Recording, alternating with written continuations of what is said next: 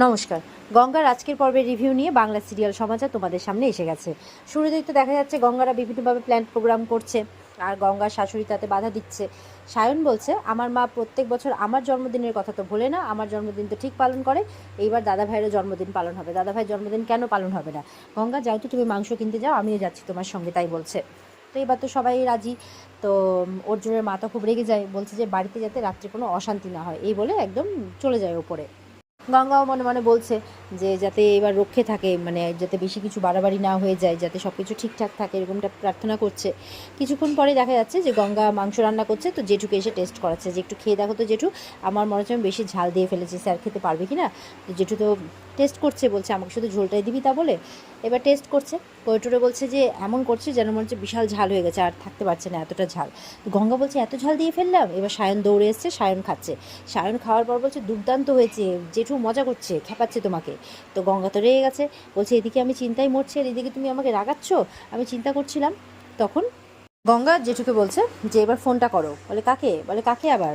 যার জন্মদিন তাকে ফোন করে ডাকো, ফোনটা করতে হবে না, ডাকতে হবে না তাকে। তো বলছে আমার কাছে ফোন নেই, ভয় পেয়ে গেছে, আমি ফোন টোন করতে পারবো না। সায়ন বলছে ভয় পেয়ে গেলে? তো গঙ্গা বলছে ভয় পেলে হবে? তুমি তুমি না জ্যাঠামশাই আর স্যার না তোমার ভাইপো, তাহলে ভয় পেলে চলবে? আর ফোন নেই, দাঁড়াও আমি ফোন এনে দিচ্ছি। এবারে গঙ্গা ফোন এনে দেয়। তো জেঠুর তো আর কিছু করার নেই, এবার অর্জুনকে ফোন করেছে যে তুই যেখানে থাকিস সেক্ষুনি বাড়িতে চলে আয়। অর্জুন বলছে কেন, কী হয়েছে? বলে কিছু না, অত বলা যাবে না, বাড়িতে চলে আয়, এই বলে ফোনটা রেখে দিয়েছে। তো গঙ্গা বলছে ভয় পেয়ে গেলে? সায়নও বলছে ভয় পেয়ে গেলে? বলে না, আমি ভয় পাইনি, আমি এক্স ডিজি, আমি কেন ভয় পাবো, এভাবে বলছে। তো এই হাসি মজা চলছে। এদিকে অর্জুনও ভাবছে যে আমাকে আবার এখন কেন ডাকলো এইভাবে। এবার অর্জুন চলে এসেছে বাড়িতে। বাড়িতে এসে দেখছে চারদিকটা অন্ধকার, তো ভাবছে কী ব্যাপার, বাড়িটা অন্ধকার কেন?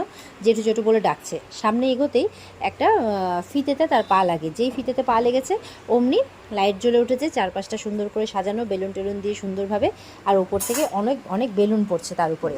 তো সে তো তখন বেলুনগুলোকে সরাচ্ছে আর চারপাশটা অবাক হয়ে দেখছে।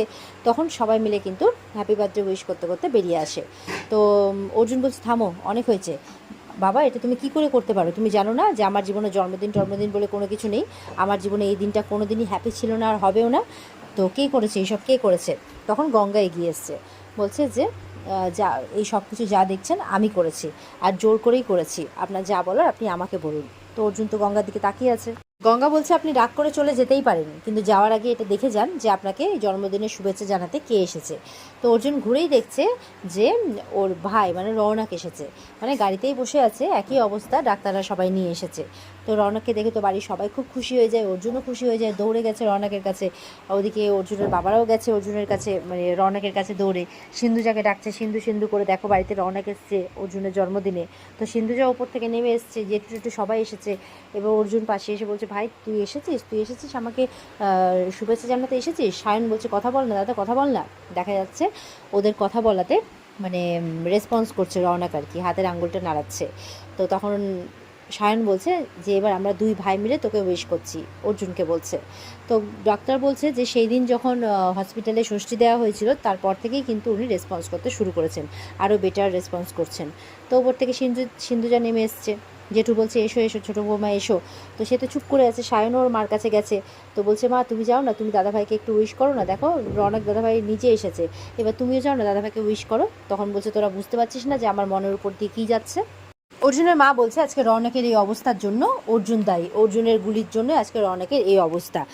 আর কই, রওনক তো মোটেও ভালো হচ্ছে না, ওকে একবার বাড়িতে আনা হচ্ছে, একবার ওকে ষষ্ঠী দেওয়া হচ্ছে হসপিটালে, একবার আবার জন্মদিনের উইশের জন্য বাড়িতে আনা হচ্ছে। কই, আমার ছেলে তো সুস্থ হচ্ছে না, তাই ডাক্তারকে বলছে ওকে আপনি হসপিটালে নিয়ে যান, আর যার জন্য আমার ছেলের এই অবস্থা তাকে আমি কোনোদিনই জন্মদিনের শুভেচ্ছা জানাবো না, এই বলে উপরে চলে যাচ্ছে। অর্জুনের বাবা আটকানোর অনেক চেষ্টা করে কিন্তু পারে না। অর্জুনের মা চলে গেলে অর্জুন ডাক্তারকে বলছে যে আপনি এবার রওনাককে হসপিটালে নিয়ে যান। রওনাককে বলছে যে আমার জন্মদিনে আসার জন্য অনেক ধন্যবাদ ভাই। তো ডাক্তার এবার নিয়ে যাচ্ছে। এবার অর্জুনও ওর জেঠুকে বলছে দেখলে আমি বললাম না আমার জন্মদিনে খুশি হওয়ার মতো এমন কোনো কিছু নেই, তাই আমি আমার জন্মদিন পালন করি না। তো এবার ওর জেঠু বোঝাচ্ছে যে দেখ, যে মেয়েটা তোর জন্য এত কিছু করলো, যে মেয়েটা আমাদের সবাইকে কনভিন্স করলো, আমাদের তো সাহসও হয় না পর্যন্ত তোকে বলার, তো তুই তো রাগারাগি করিস, কিন্তু যেই মেয়েটা আমাদেরকে পুরো কনভিন্স করে রাজি করালো, তোর জন্য এত কিছু করলো, সকাল থেকে এত কিছু করেছে, সেই মেয়েটাকে অন্ততপক্ষে দুঃখ দিস না, তার জন্য অন্ততপক্ষে তার কথাটা রাখ, তার খুশির জন্য থেকে যা, তাই বলছে। তো এরপরে অর্জুন দেখছে যে গঙ্গা হাতে করে কিছু একটা নিয়ে আসছে, পায়েস নিয়ে আসছে। তখন অর্জুনের ওর মায়ের কথা মনে পড়ে, ওর মাও এইভাবে পায়েস নিয়ে আসতো, পায়েস খাইয়ে দিত। তো গঙ্গা তো এবার নিয়ে এসছে, এসে বলছে যে জন্মদিনের দিন একটু পায়েস মুখে দিতে হয়, মুখে না দিয়ে যাবেন না, তারপর না হয় আপনি রাগ করে চলে যাবেন। তো অর্জুন এবার গঙ্গার জন্য গঙ্গার মুখের দিকে তাকিয়ে এবার ওর হাত থেকে পায়েসটা কিন্তু খায়, চামচে করে মুখে দেয়। তারপর গঙ্গাকে বলছে খুশি, তো গঙ্গা তো চোখ দিয়ে জল চলে আসে, গঙ্গা খুশি হয় আর সবাই খুশি হয়, সবাই হাততালি দিচ্ছে। এরপরে যখন অর্জুন নিজের ঘরে যাবে তখন অহনা এসেছে ওখানে। অহনা কাঁদতে কাঁদতে এসছে, এসে বলছে আমাকে একবারে ভুলে গেলে অর্জুন, আমাকে একেবারে তুমি ভুলে গেলে। আমি এই ইনসিকিউরিটি থেকেই এতগুলো অন্যায় করেছি, তবে একটা ভুলের কি ক্ষমা নেই? একটা ভুল করলাম আর তুমি আমাকে ভুলে গেলে? তোমার প্রত্যেকটা জন্মদিনে আমি তোমাকে বাইরে নিয়ে গেছি, আমরা একসাথে ডিনার করেছি, তুমি সব কিছু ভুলে গেলে? এভাবে বলছে। তো ওদিকে অর্জুনের জেঠু বলছে অর্জুনের বাবাকে আজকে এই প্রথমবার অর্জুন তার জন্মদিনের পায়েস খেলো, আর ওকে অহনাকে খবরটা দিল কে? দেখা যাচ্ছে যে অহনাকে খবর দিয়েছে অর্জুনের মা। অর্জুনের জন্মদিন যে বাড়িতে পালন হচ্ছে, আনন্দ উৎসব হচ্ছে, সেটা অর্জুনের মা কিছুতেই মেনে নিতে পারছে না, তাই অহনাকে ডেকেছে, তুমি এক্ষুনি এসো আর ওকে প্রতিবারের মতো বাইরে নিয়ে যাও ডিনারে, যাতে ওর জন্মদিনের খাওয়া দাওয়া বাইরেই হয়, আমি এই মানে আনন্দটা মেনে নিতে পারছি না, তাই বলছে। তো এসছে অহনা, বারবার করে ক্ষমা চাইছে, তুমি আমাকে ক্ষমা করতে পারো না, সব কিছু ভুলে যেতে পারো না, এইসব চলছে আর কি। অর্জুন তো বলছে কেন এসছো এখানে, অর্জুন তো পছন্দই করছে না।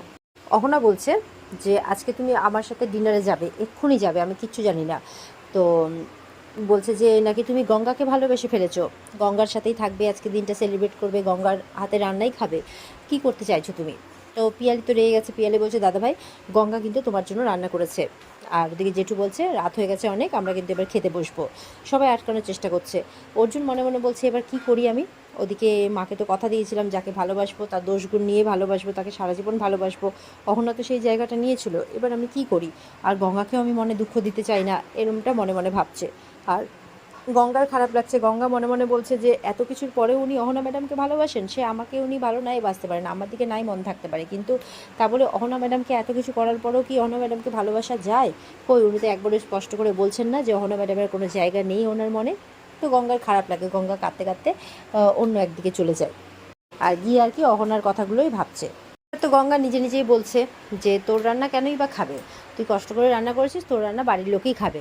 স্যার তো যাবেন ওই ফুলটুসি ম্যাডামের সাথে, আর ফুলটুসি ম্যাডাম একটু নাটক টাটক করবে, ছলাকলা করবে, আর স্যার ওইসব দেখবেন বসে বসে, এরকমটাই মনে মনে ভাবছে, তোর রান্না কেনই বা খাবে, তোকে থুরাই ভালোবাসে নাকি? তো ঠিক আছে, বাড়ির লোকজনই খাবে, এইরকমটা মনে বলছে আর কাঁদছে, আর ওই অহনার কথাগুলোই ভাবছে আর কি। তো এরকমটা ভাবতে ভাবতেই কিন্তু এখানে আজকের পর্ব শেষ হয়ে যায়। তো এই ছিল আজকের পর্বের রিভিউ, আশা করি তোমাদের ভালো লেগেছে। ভালো লাগলে লাইক কমেন্ট করে জানাবে, আর আমাদের সাথে জুড়ে থাকতে চ্যানেলকে সাবস্ক্রাইব অবশ্যই করবে। দেখা হচ্ছে তোমাদের সাথে আগামীকালকে, সবাই খুব ভালো থাকবে। আজকের মতো পর্বের রিভিউ এই পর্যন্তই।